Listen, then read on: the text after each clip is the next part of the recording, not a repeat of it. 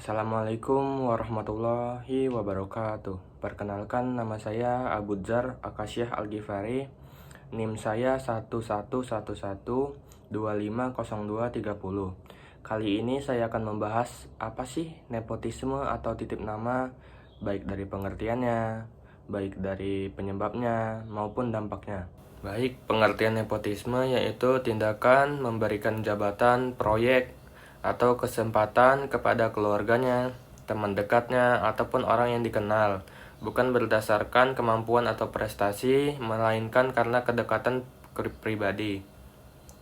Titip nama yaitu bentuk kecil dari nepotisme, di mana seseorang menitipkan nama dalam suatu kegiatan, kepanitiaan, proyek, atau laporan agar terlihat ikut berpartisipasi, padahal tidak benar-benar berperan. Habis itu ada penyebab munculnya nepotisme.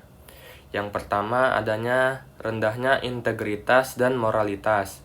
Orang yang tidak menjunjung kejujuran dan keadilan cenderung mencari jalan pintas demi keuntungan pribadi atau orang terdekatnya. Dan kedua itu ada budaya asal kenal, yaitu KKN, korupsi, kolusi, dan nepotisme. Dalam banyak lingkungan ada kebiasaan bahwa yang penting kenal, lebih mudah diterima, tanpa melihat kemampuannya terlebih dahulu. Dan yang ketiga itu ada kurangnya pengawasan dan transparansi. Tidak adanya sistem seleksi yang terbuka dan pengawasan yang ketat membuat praktik nepotisme mudah terjadi. Dan yang keempat itu ada rasa tidak enak. Menolak permintaan, kadang orang menerima titipan nama karena sungkan atau takut menolak permintaan teman atau keluarga. Dan yang kelima itu ada lemahnya penegakan hukum dan etika. Kurangnya sanksi tegas terhadap perilaku nepotisme membuat perilaku ini dianggap hal yang biasa. Dampak nepotisme dan titip nama. Yang pertama itu ada menurunnya kualitas dan profesionalitas. Posisi atau proyek yang diisi oleh orang yang tidak kompeten sehingga hasil kerjanya tidak maksimal.